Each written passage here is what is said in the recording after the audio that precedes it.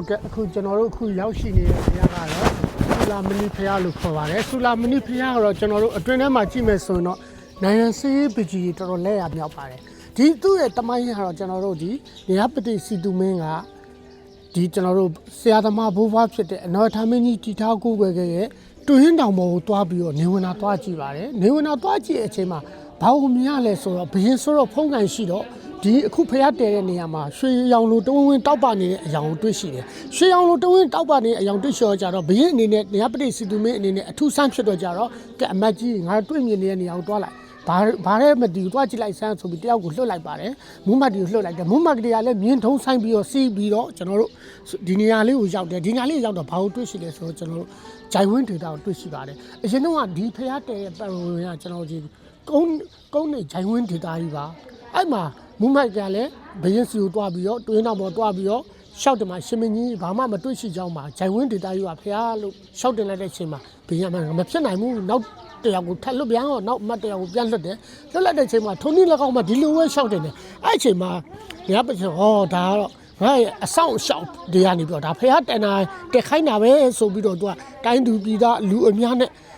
ဒီဘရင်ကိုယ်တိုင်ဦးစီးကြီးမှတ်ပြီးတော့ကြက်မှတ်ပြီးတော့ဒီဂျိုင်ဝင်းဒေတာကြီးကိုမြေကြီးဖို့တယ်ဖို့ပြီးတော့ကျွန်တော်တို့ဖျားတည်ခဲ့ပါတယ်ဖျားတည်တဲ့အချိန်မှာဆူလာမုန်နီဖျားဆိုတာကတော့အစွဲပြုပြီးတော့ဒီနေရပတိစစ်တူမင်းရဲ့သူ့ရဲ့နန်းတွင်းဆောင်မှာရှိရပြတ်ထထမှာသူချစ်ကိုကိုးကွယ်ခဲ့တဲ့ဖျားတေးသေးလေးဆူလာမုန်နီဖျားကိုကျွန်တော်တို့ဌာပနာထည့်ပြီးတော့အစွဲပြုပြီးတော့ဒီဖျားကိုဆူလာမုန်နီဖျားလို့ခေါ်ပါကျွန်တော်တို့ဒီမိုခါမုန်တိုင်းတော့ကလည်းဒီမှာရေဒီပတ်ပတ်လည်းမှာရေဒီကိုရှန်နေခီးသွားဧည့်သည်တွေဆိုလဲဝင်းဖူးလို့မရပါဘူးဘာလို့လဲဆိုတော့ရင်မေးဘယင်းနေလက်ထက်တည်းကဒီဟာကြီးကဂျိုင်ဝင်းဒေတာကြီးကိုကျွန်တော်တို့မြေဖို့ပြီးမှဖျားတယ်ဆိုဒီဂျိုင်ဝင်းဒေတာကြီးဆိုအဲ့ကြောင့်မလို့လဲကျွန်တော်တို့ဒီအတွင်းထဲကိုဝင်းကြည့်မယ်ခင်ဗျကျွန်တော်တို့အတွင်းထဲမှာဝင်းကြည့်မယ်ဆိုတော့မြတ်စွာဘုရားရဲ့တရားကျင့်တဲ့ပုံအိတ်ဆက်အနာယူတဲ့ပုံမြတ်စွာဘုရားဇင်းကြံလျှောက်တဲ့ပုံတွေကျွန်တော်အတွင်းထဲမှာနန်းစီးပကြီးရှိခဲ့ပါတယ်ရှိပြီးတော့ကျွန်တော်အဲ့ဒီစက်ပက်ပြီးတော့ကျွန်တော်တို့ဒီညာဘက်မှာကျွန်တော်မှန်ပေါင်လေးနဲ့ချထားတယ်အဲ့ဒါဘာလဲဆိုတော့ကျွန်တော်တို့ရဲ့အရင်တော့ဘယင်းဒီလက်ထက်မှာကျွန်တော်တို့ရဲ့ဒီပောက်ကန်သူပောက်ကန်သားတွေရဲ့နေထိုင်မှုဘဝကိုကျွန်တော်တို့ဖော်ကျူပြီးတော့ဒါဒန်ဆေးပကြီးနဲ့ဖော်ကျူထားပါတယ်အဲ့မှာဖော်ကျူထားတယ်ဆိုတော့တချို့ကြလဲအမျိုးသားနဲ့အမျိုးသမီးခွဲခြားလို့မရပါဘူးဒါပေမဲ့လည်းကျွန်တော်တို့ဆရာကြီးနဲ့လေးလာရင်နဲ့မှာဘယ်လိုအမျိုးသားနဲ့အမျိုးသမီးကိုခွဲခြားလဲဆိုတော့အရင်တော့အမျိုးသားတွေဒီငကွင်းနှစ်ဖက်ပါတဲ့သပင်ရှိတဲ့အမျိုးသမီးတွေလည်းထုံနည်း၎င်းပဲအဲ့မှာခွဲခြားလို့မရအောင်ဒါပေမဲ့လည်းကျွန်တော်တို့ဆရာကြီးနဲ့လေးလာတဲ့အချိန်မှာကျွန်တော်တို့ကမျက်နှာကိုကျွန်တော်တို့ကလေးခွဲခြားတယ်ဘယ်လိုခွဲခြားလဲဆိုတော့အမျိုးသမီးတွေဒီမျက်နှာတွေ့လဲရတယ်အမျိုးသားတွေဒီကျွန်တော်တို့4000ကျတယ်အဲ့အချိန်မှာကျွန်တော်တို့ကမျက်နှာရဲ့ပုံမူတည်ပြီးတော့ကျွန်တော်တို့ခွဲခြားရတယ်ခင်ဗျတပ်ပြည်နောက်ဘက်ကဟိန္ဒူဖျားအကြောင်းလို့ဆိုနေစီးပြတာအိန္ဒိယပညာရှင်တွေသူကဆွဲတာဘာလို့လဲဆိုတော့သူကအိန္ဒိယဆွဲတာနဲ့မြန်မာဆွဲတာနဲ့ကိုမတူကျွန်တော်တို့မြန်မာဒီဆွဲတဲ့ဘိတုကပညာရှင်တွေကကျွန်တော်တို့မြန်မာပုံပေါက်တယ်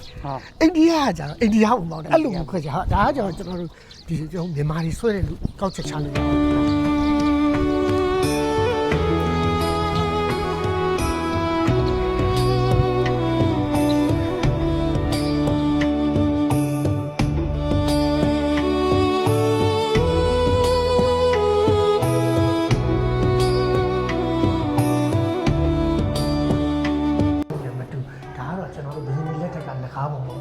အဆွေတွေပါတော့ဒါအရင်တော့နားအောင်ဒါဆိုလည်းကို original တိုင်းပဲဒါလျှောင်းတော့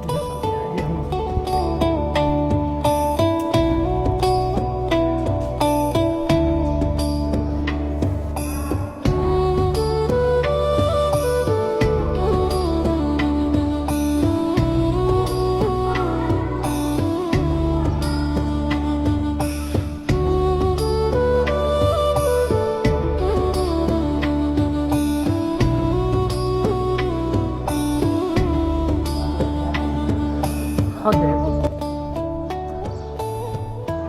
ဒါပေမဲ့လည်းကျွန်တော်တို့အခုဗကံမှာအခုဖျားကြီးတော်တော်များများတော့အစ်စ်တွေပေါ့ကိုဘာဖြစ်လို့လဲဆိုတော့ကျွန်တော်အင်္ဂလိပ်ခင်မှာကနှစ်တရာလောက်အောက်ချုပ်သွားတာအဲ့မှာအရင်ကဘင်းတွေကဘာလို့ဒီဖျားရဲ့ကိုယ်ထဲမှာတော့ထပ်ပနိုင်ထည့်ထားတာဆိုရဒီဥခေါင်းပိုင်းမှာဆိုတော့ဘာလဲဆိုတော့သူတို့တန်ဖိုးမဖြတ်နိုင်တဲ့ဇေဒီတိတိလေးဥခေါင်းပိုင်းမှာကျတော့ထပ်ပနာထည့်ထားတယ်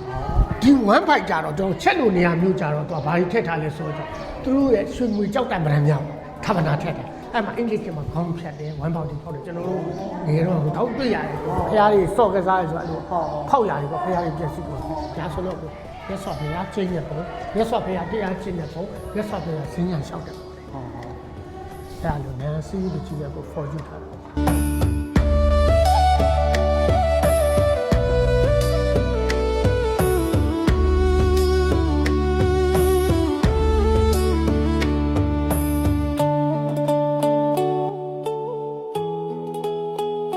ဒါရကြတော့အရင်တော့ကြောက်စာပေါ့သူကဒီဖះရဲ့ဒီအကျင့်အဝင်းလို့ဘာလို့အဲ့လိုလေးပေါ့ဟုတ်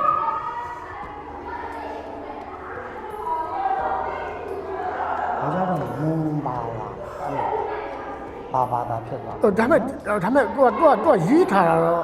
သူကဒီပြောမယ်ဆိုတော့မြန်မာလူရောရေးထားတာပေါ့ကိုပါဠိဒါကြောက်စာနဲ့ပြည့်လူကြဖတ်နိုင်တယ်ကိုကျွန်တော်တို့ကြတော့ဖတ်နိုင်ဘူးအဲ့လိုဒါပေမဲ့ရှားပါတယ်ကြောက်စာနဲ့ဖတ်လို့ရှိရရှားတယ်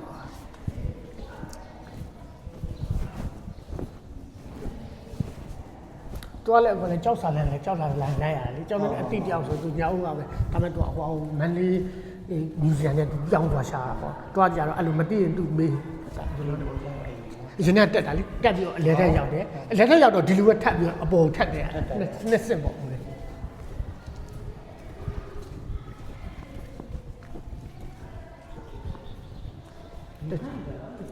အဲ့အကြတော့အခုကျွန်တော်ငလင်းတန်းကြောင့်ကြွားကြတယ်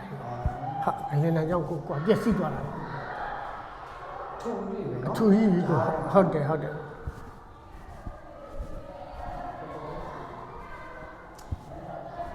တော့ဒီဟာကြီးကအခုကပြန်ပိတ်ထားလေးနောက်မှတော့ပေါ့လေချောင်းလိုက်ပြီးတော့ကွာကြနိုင်တာဟုတ်အဲကြောင့်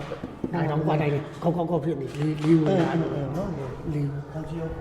ဟုတ်တယ်ကောက်ရှောက်ကြီးအခုအဲ့ဒါပေါ့ဒီနန်စီပကြီးရဲ့ပျက်စီးရခြင်းရဲ့အကျိုးက၄မျိုးရှိတယ်နံပါတ်1ကတဘာဝဘေးအန္တရာယ်နံပါတ်2ကကျွန်တော်တို့လူတွေကြောက်ရှောက်ချစ်တာပေါ့ဘယ်ခုနှစ်ကအမှတ်တရပါညာပေါ့နံပါတ်3ကကြာအလင်းရောင်ကြောက်အလင်းရောင်ကဓာတ်ရိုက်ထိုးလိုက်ပြီဆိုကျွန်တော်အဝိဆိုင်တောင်မှာအယောင်လွတ်သွားတရားအလင်းအိုင်ဒီနန်ဆေးပကြီးလဲဟွာဖြစ်သွားတာပေါ့နော်လွတ်သွားတယ်ပေါ့နော်စီစားတယ်ပေါ့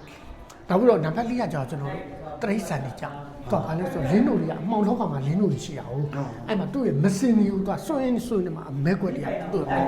နန်ဆေးပကြီးပိတ်သွားတာအဲ့လို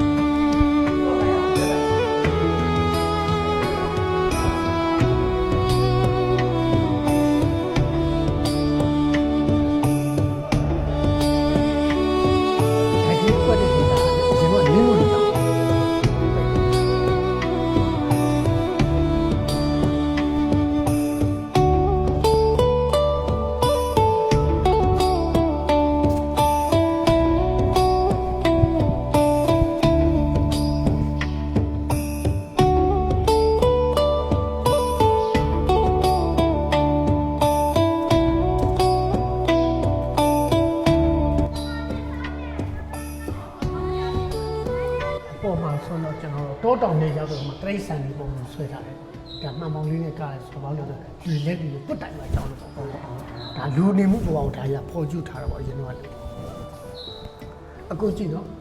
ဒီဘက်ကဟာစင်ကိုအမျိုးသားနဲ့အမျိုးသမီးကိုဘလို့ခွဲရလို့မရအဲ့မှာတော့မျက်နှာအောင်ကြာဒီဘက်ကအမျိုးသားဒီဘက်ကအမျိုးသမီးဟိုမှာလည်းအဲ့လိုပဲကိုဘက်ကအမျိုးသားဒီဘက်ကအမျိုးသမီးအဲ့လိုခွဲတာမျက်နှာတွေ့လဲရတာနဲ့မျက်နှာ၄တောင်ကြာတယ်ကျွန်တော်နန်းစီးပြီးအဲ့လိုခွဲကြရတာပေါ့။ဒါတော့အရင်တော့လူနေမှုဘဝတွေဒါဒန်ဆေးပကြီးနဲ့ပေါ်ကျူတာလေရဟုတ်တန်ကတော့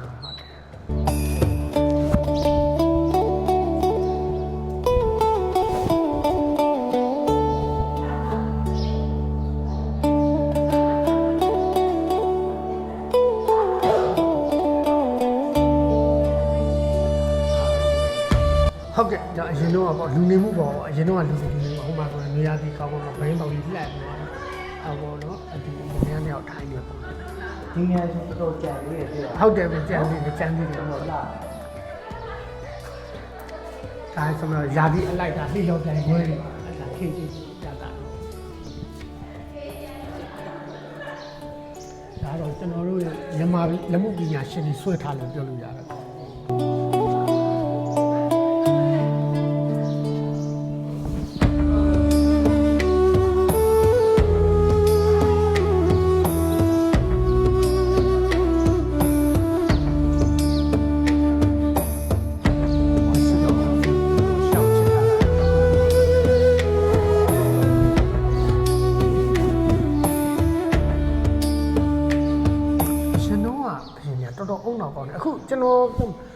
စစ်သားဆိုတော့လေယုံရည်နှလုံးရည်နဲ့ပြည့်စုံတယ်ပေါ့အနော်ထမင်းကကြတော့ဗုဒ္ဓသာနာထုံအောင်ရှင်းဆောင်လမ်းပြသွားတော့ပေါ့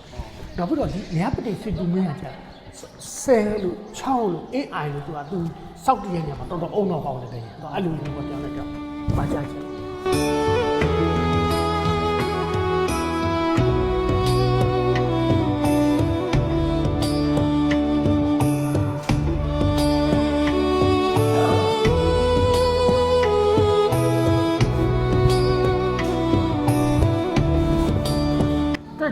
ဒါဆိုနှစ်ပေါင်း800ကျော်တခုလောက်ကြီးခိုက်ခန့်တယ်ဆိုတော့တွက်တာကြီးပဲနေပါလေ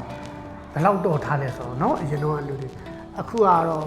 2001 2002ပြည်တဲ့ဟာရငလေးလုံးလို့ပြုံးပြသွားတာအဟောင်းနေအဲ့လောက်မထီဘူးတော့ပဲ့ကြတယ်နည်းနည်းပေါ့ပေါ့အစ်စ်တွေကပြန်တယ်ဆိုတော့အဟောင်းနေကတော့ဘာမှမဖြစ် ဒီပုံစံဆိုတော့တောက်ဝင် ဘူးတက်ဝင်နေဆိုတော့ မျက်စိတွေတက် ဟုတ်အရင်တော့လဲရတယ်